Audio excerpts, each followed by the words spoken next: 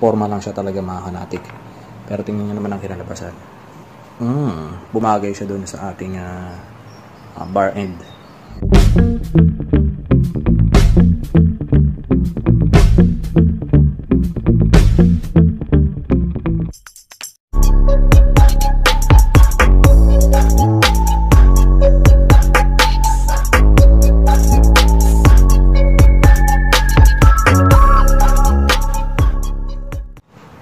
So what's up mga kanatik? So meron naman tayong dumating na bagong order. So dito natin siya banday lalagay. Yan. So guess what? Chanan! So visor. Yan. So natanggal ko na siya sa balot. Yan. Kasi nung dumating to, pinabuksan ko na kagad kay Mrs. Yan. Then ilagay ko na rin pala yung mga double-sided niya sa likod, which is yung 3M, right? Dito natin siya lalagay. Yan. So bali nabili nga pala natin siya sa halagang 299 pesos. Yan. So may mga option din tayo dyan. Pwede siya sa 125i, pwede rin siya sa 150i. So may glossy black, then may carbon. So yun yung option lang natin para dyan. Then may mga iba-ibang klase rin na design para may pagpipilian din tayo, di ba? Pero yun yung napusuan natin. So kung mapapansin nyo, meron tayong previous na nakalagay na sticker dyan. Pero since dahil meron na siyang mga lobo-lobo na nakaangat, lapit natin. Yan.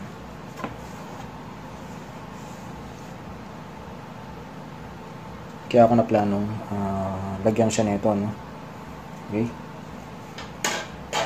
Worth it na talaga to. Dahil napakatagal na nito. Simula pa lang siguro nung unang buwan pa lang ng motor natin na ilagay na kagad to. Alright, so tanggalin muna natin tong pinaka sticker na dito para siguro mas kumapit yung 3M sticker. Kasi plastic yung pagkakapitan niya, hindi sa kapwa niya sticker, no? So tanggalin na natin to.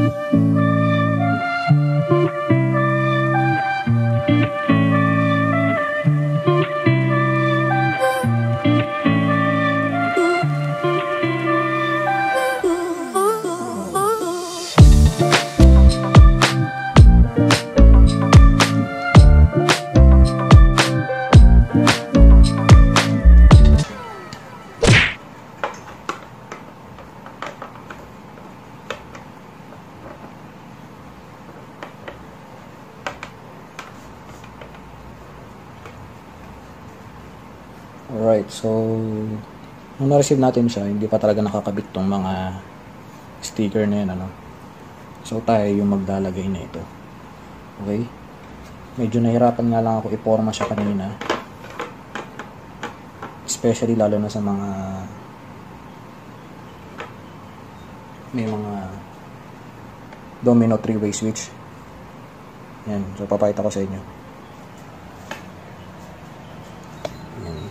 So yung domino 3-way switch natin is nandito yung bracket, no?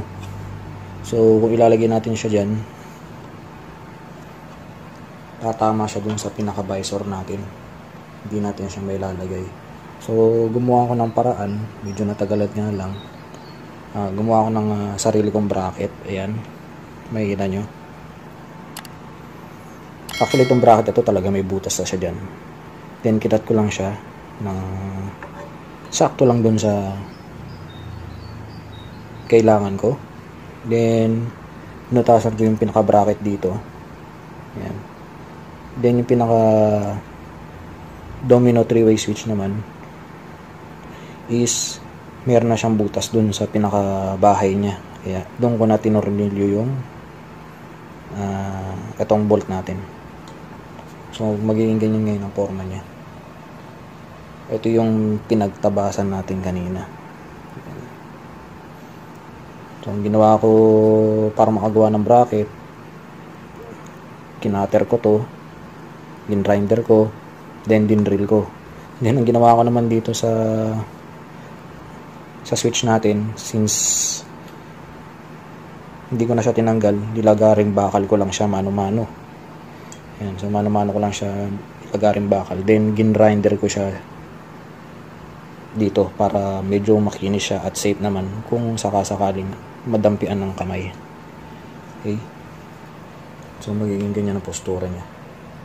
Alright, so ngayon hindi na siya tatama dun sa ating visor. Okay, balik na tayo dito sa ating visor.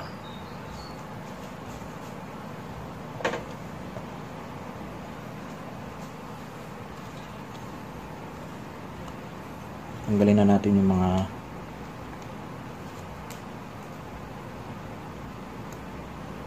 double-sided niya. Siguro sooner or later, if ever na makaluwag-luwag o makapasyal tayo ng SM, mabibili na lang ako ng medyo malapad na double-sided tape na pang automotive talaga. Medyo may kamahalan nga lang yun kahit yung konti lang siya. Hindi kasi nakakabili ng tinginan eh. I think pwede siguro sa mga automotive shop.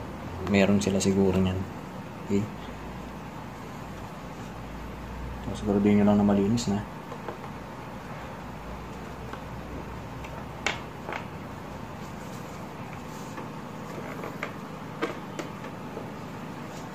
Apply lang ng konting pressure.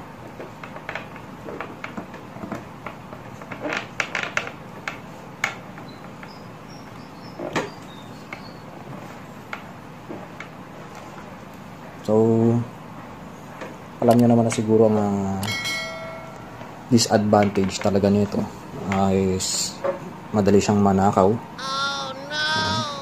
Pero since dito sa bahay may gate naman kami, yan, so safe naman siya. Sa trabaho ay properly parking naman kami. Then pag sa labas naman, iniiwanan ko siya sa may mga tapat na mga security. Yan. Okay.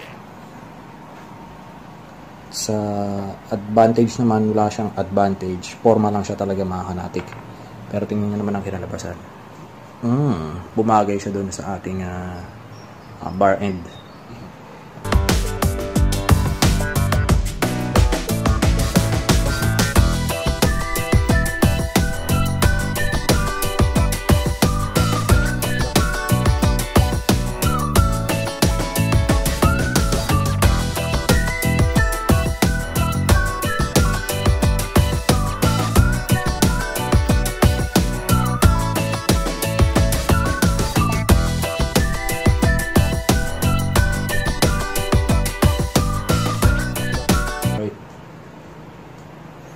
So, nakita ko na yung isa pa niyang advantage, no? Yung araw or ulan, hindi siya direkta dun sa may panel gauge natin, no?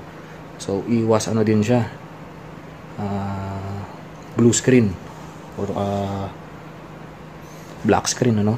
So, yun na yung pinaka-the best na masasuggest ko na advantage niya. Yan. Medyo ano siya. Maganda rin, ganda.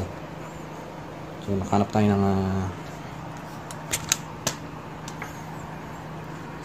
tayo ng advantage niya kahit papaano.